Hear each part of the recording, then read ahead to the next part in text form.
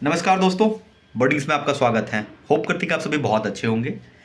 आज का वीडियो थोड़ा सा दूसरे टॉपिक पे है।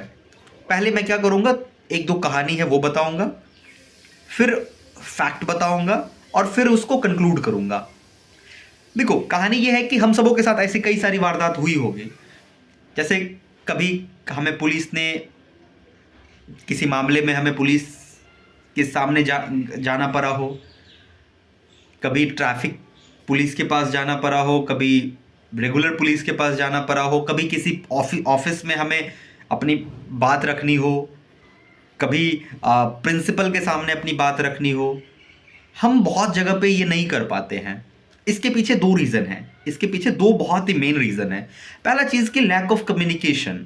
हमारी कम्युनिकेशन स्किल बहुत अच्छी नहीं होती, जिसकी वजह से हमारे अंदर एक फियर होता है और वो सेंस ऑफ फियर ही हमें रोकती हैं बात करने से। पहला ये। दूसरा, लैक ऑफ नॉलेज।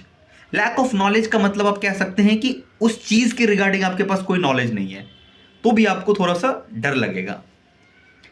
आज जैसे संविधान दिवस है, संविधान दिवस में मैं सिर्फ कॉन्स्टिट्यूशन की बात नहीं करूंगा, मैं हर उस राइट्स की बात करूंगा जो आपके पास है। बीइंग अ स्टूडेंट आपके पास एक राइट है, बीइंग अ पब्लिक आपके पास एक राइट है, बीइंग अ राइडर आपके पास एक राइट है।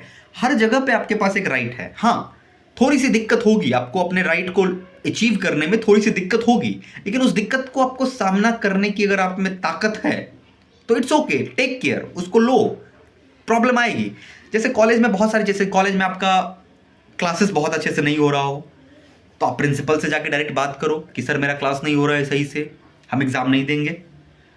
आपके प्रैक्टिकल्स नहीं हो रहे हैं तो आप बोल दो सीधे, प्रैक्टिकल नहीं हो रहे हैं, इक्विपमेंट नहीं है, इक्विपमेंट लाओ।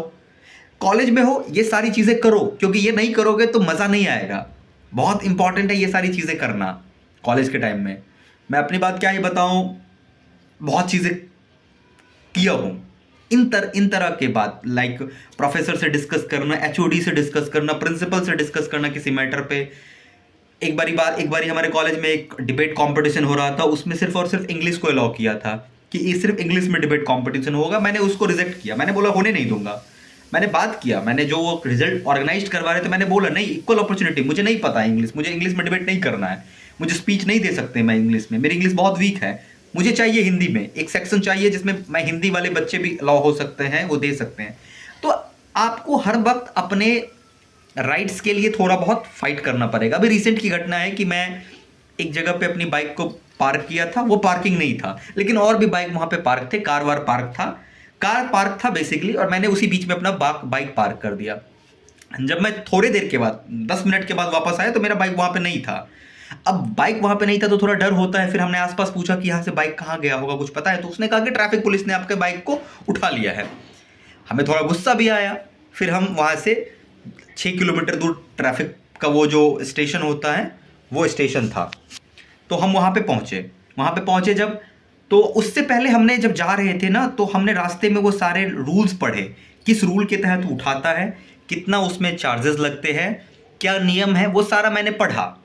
और हमें एक पॉइंट उसमें दिखा कि उठाने से पहले वो लाउड स्पीकर पे उसे बोलना पड़ता है, या फिर उसे एटलीस्ट आगाह करना पड़ता है कि हम उठा रहे हैं यहाँ से।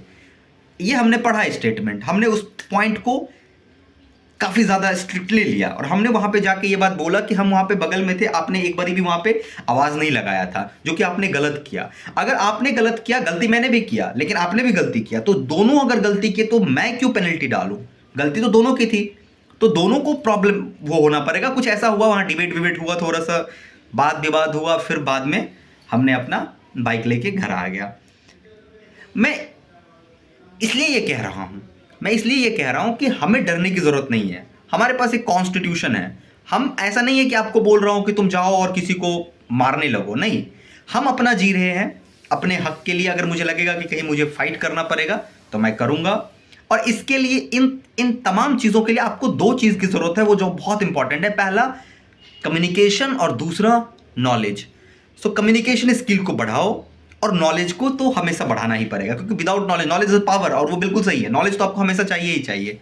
तो नॉलेज को बढ़ाते जाओ, कम्युनिकेशन स्किल पे ध्यान दो, फिर लाइफ में चाहे वो बड़ा अधिकारी हो, छोटा अधिकारी हो, कोई फ़र्क नहीं पड़ता है।